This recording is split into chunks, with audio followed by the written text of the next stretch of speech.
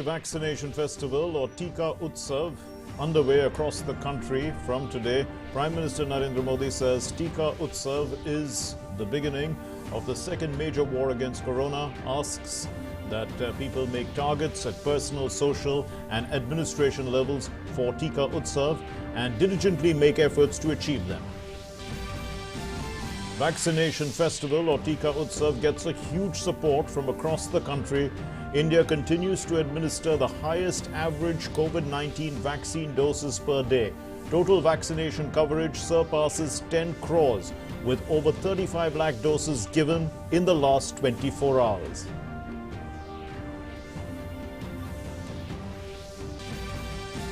Campaigning is in full swing for the fifth phase of assembly elections in West Bengal. Union Home Minister SHAH holds a roadshow in Nadia district's Santipur.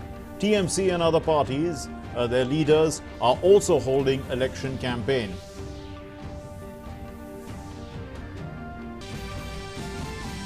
Major success for the security forces in Jammu and Kashmir. 5 terrorists eliminated in Anantnag and Shopian districts. Search operation going on.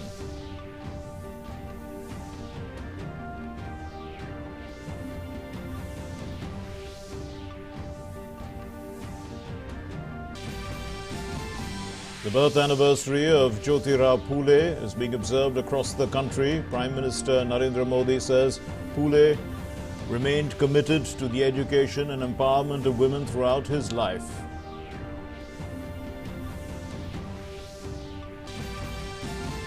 In Bangladesh, a hard lockdown is set to start from Wednesday for 1 week.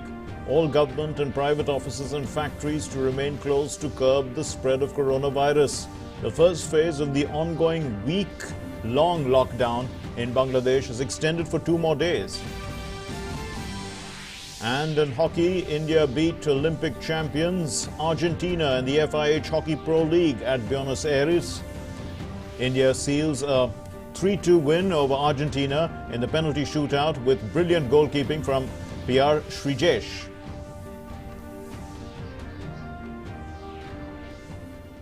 Namaskar and welcome to the Midday News. My name is Mark Lynn. Let's begin with our top story. The 4-day Tika Utsav, as announced by Prime Minister Narendra Modi, has begun across the country. People in various parts of the country are getting vaccinated like never before as part of this vaccination festival.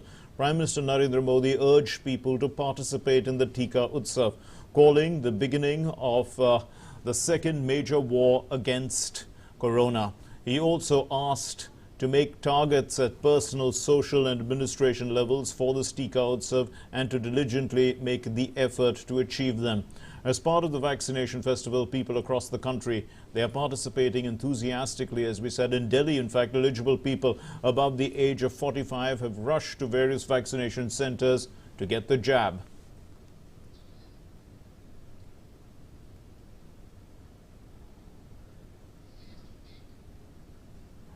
In Bihar's capital Patna too, people got their COVID-19 vaccine doses at various centers. People were waiting in queues for their turn to get vaccinated. All precautionary measures are being followed at the vaccination centers.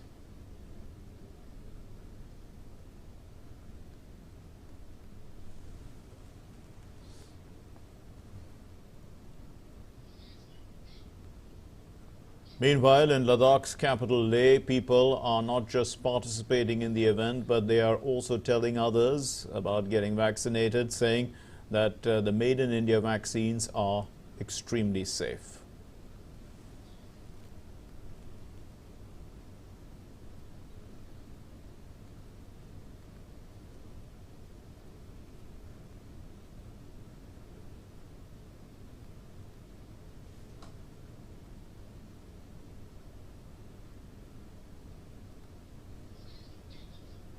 हमारे देश के प्रधानमंत्री और देश का जो health minister है doctor Harshvardhan और पूरे देशवासियों को मैं बधाई देता हूं कि आज हम सब इस जगह पे आ गए जहां पे हम वैक्सीन लगा रहे हैं। लोग डरे हुए थे, घबराए हुए थे, समय हुए थे, अब उसकी गुंजाइश नहीं रहता है क्योंकि कहते हैं कोविडशील्ड और कोवैक्सीन का 100% ये नतीजा है कि इससे कोई हताहत या कोई मरने का कोई चांस नहीं है, ना कि वेंटिलेटर पर जाना पड़ेगा। People in Madhya Pradesh are also taking part in the vaccination festival. In Bhopal, people eligible for the vaccination reached various vaccination centers in the city to get their shots.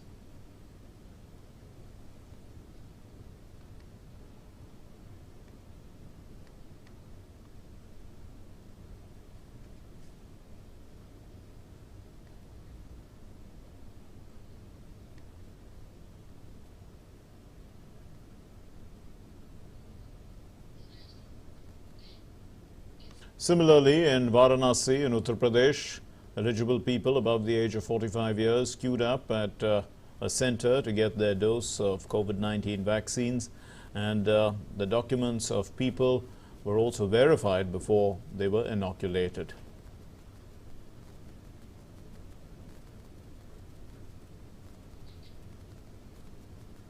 The Uttar Pradesh Chief Minister Yogi Adityanath today visited Shakti Bhavan in the state to inspect preparedness of the Tika Utsav. The Chief Minister urged all the eligible people above the age of 45 to join the 4-day Tika Utsav and to get vaccinated at the nearby centers. Yogi Adityanath said that during the Tika Utsav, Uttar Pradesh is running a vaccination drive in 6,000 centers.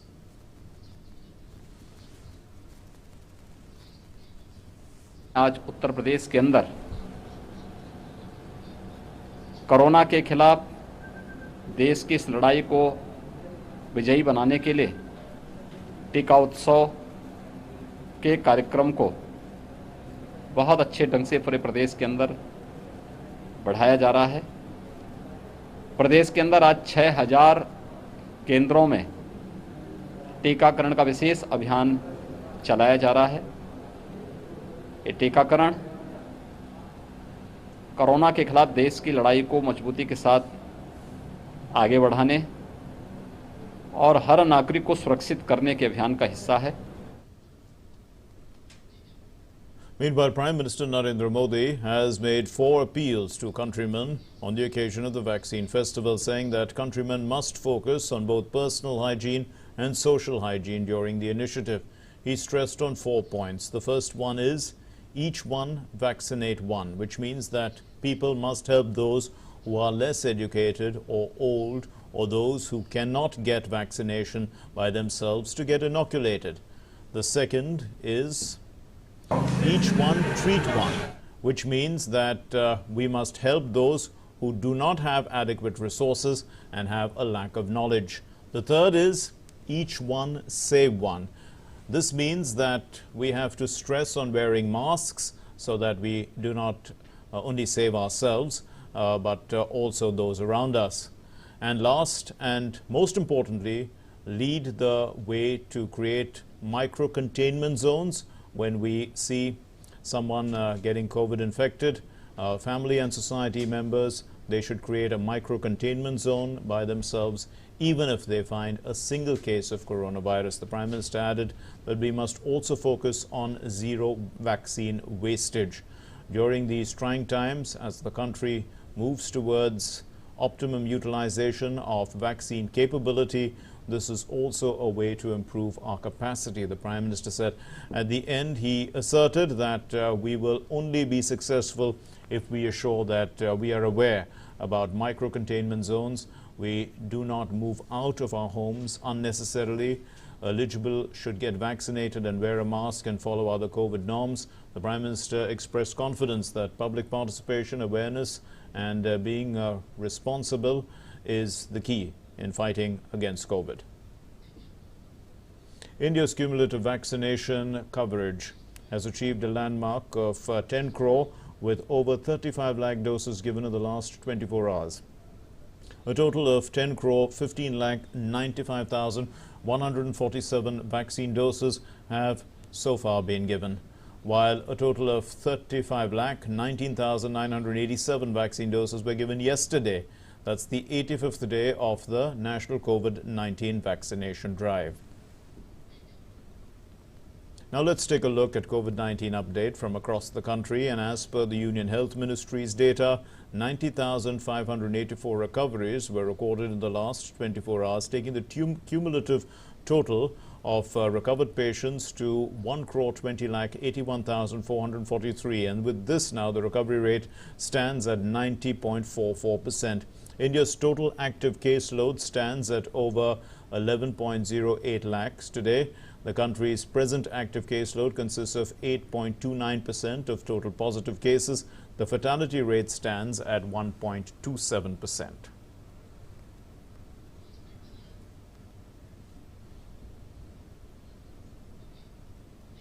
In India, as many as 25 crore, 66 lakh 26,850 samples have been tested for COVID-19 so far. According to the Indian Council of Medical Research, 14 lakh 12,047 samples were tested for COVID-19 yesterday. And campaigning is in full swing for the fifth phase of assembly elections in West Bengal. Top leaders of various political parties are crisscrossing the poll-bound constituencies in West Bengal. The Home Minister, SHAH, held a roadshow in Santipur, and he will also be holding a roadshow in Ranaghat, Dakshin and Panihatti. And he will also be holding a public meeting at Bashirhat, Dakshin, besides holding a town hall meeting in Kamarhati and in Rajarhat and also in Gopalpur.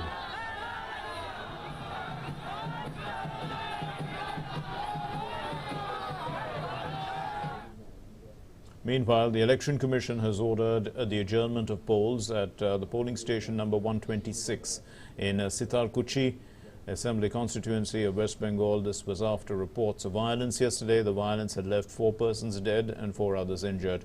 The poll panel ordered that no political leader from any national, state or other party should be allowed to enter Cooch Behar district for the next 72 hours. Cooch Behar district comprises 9 assembly constituencies.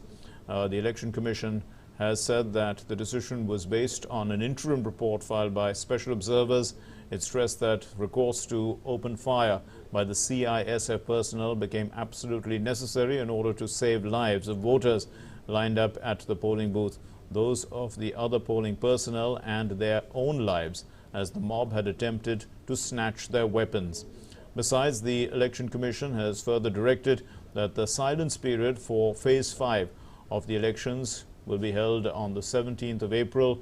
That will be extended to 72 hours now. Thus, no campaigning will be permitted during 72 hours before the close of the poll in order to ensure the conduct of free and fair and peaceful elections. In Jammu and Kashmir, 5 terrorists have been gunned down in 2 separate encounters in Shopian and Anantnag districts. The encounter began at Hadipora area in Shopian district between security forces and police and terrorists yesterday. Search operation is still underway. In a tweet, the IGP of Kashmir said that the police and security forces made a sincere effort to take the surrender of the newly recruited terrorist. However, the parents also made appeals, but other terrorists did not allow him to surrender. And the other encounter took place at Semthan, Bijbehra. This is an area of Anantnag district. The IGP of Kashmir said that 2 terrorists responsible for the killing of the army Jawan, they have been neutralized within 2 days, and the search operation is underway. The National Investigation Agency today arrested the suspended Mumbai police API, Riaz Qazi, in the Antillia bomb scare case. Riaz Qazi had been summoned multiple times by both the NIA and the ATS. This is to establish his role in the Antillia bomb scare probe. He is likely to be produced before the holiday court later today.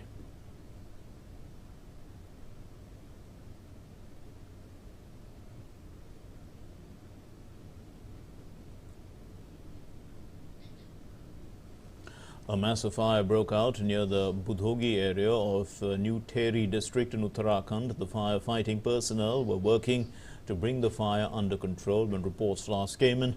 Teri Divisional Officer Coco Rose said that the blaze had spread to at least 1 hectare of land. Action will be taken against anyone responsible for initiating the forest fire. Today is the birth anniversary of Jyotirao Phule, a great social reformer, thinker, philosopher and writer. He is known for his work towards the eradication of untouchability and the caste system, and for his efforts in educating women. He and his wife, Jyotirao Phule, they were pioneers of women's education in India. Phule's social activism included many fields, including eradication of untouchability and the caste system, the education of women and Dalits, and the welfare of downtrodden women. Prime Minister Narendra Modi has paid tribute to Mahatma Jyotirao Phule on his birth anniversary. The Prime Minister tweeted, Mahatma Jyotirao Phule remained committed to education of women and their empowerment throughout his life. His devotion to social reforms will be a source of inspiration for the coming generations. International news now. Let's take a look at COVID-19 updates from across the globe.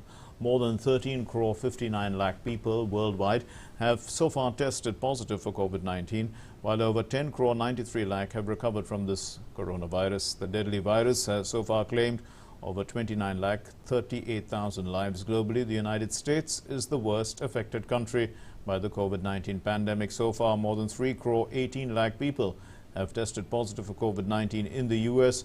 More than 5 lakh 75,000 people have died of COVID in that country.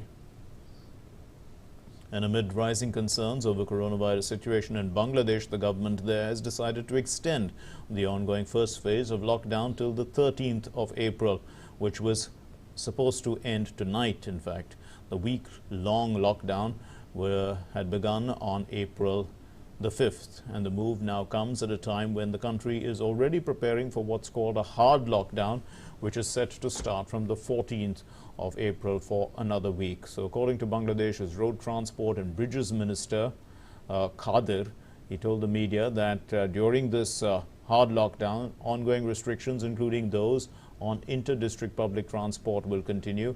Buses will be allowed to operate within city limits. Early on Friday, the State Minister for Public Administration, Farhad Hussain, had announced that the hard lockdown will be implemented in the country, during which all government and private offices, factories, they will all remain closed in order to control the spread of the coronavirus. Bangladesh is experiencing a sudden rise in COVID-19 cases in the country, with the highest number of deaths reported on Saturday. The country on Saturday had reported 77 deaths in a single day, taking the toll in that country to 9,661.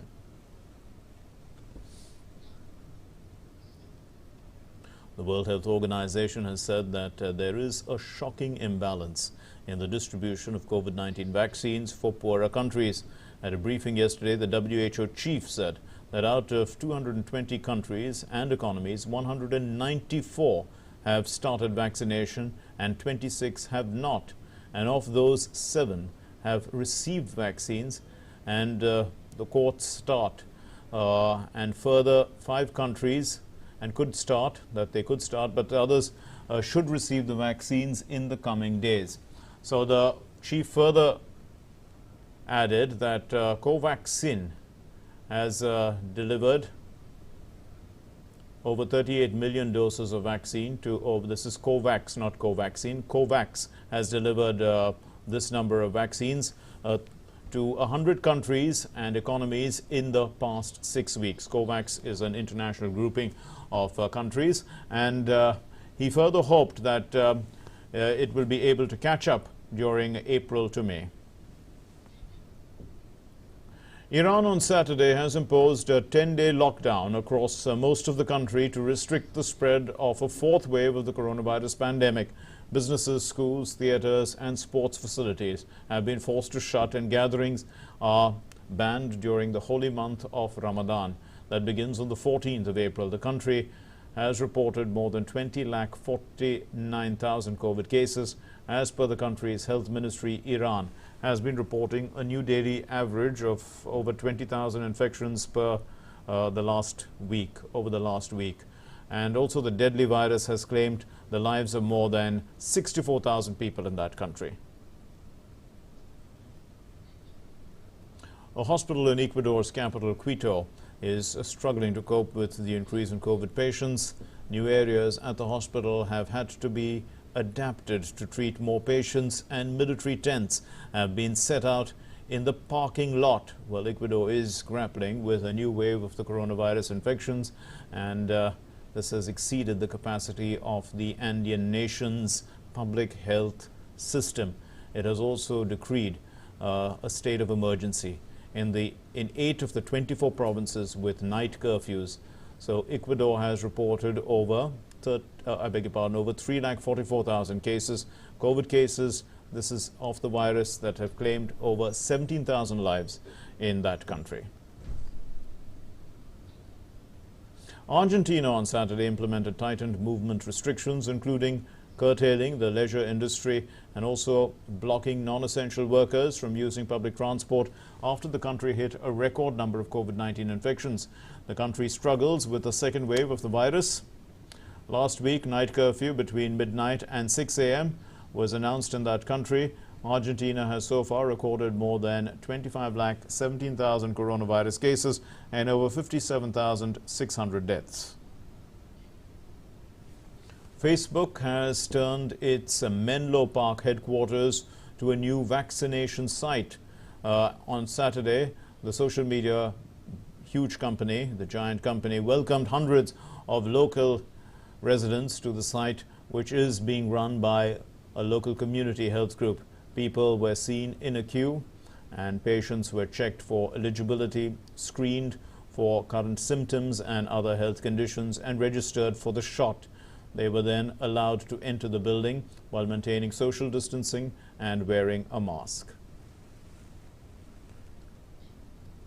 Colombia's capital, Bogota, on Saturday implemented new restrictions, including a 3-day lockdown to restrict a third wave of the coronavirus infections.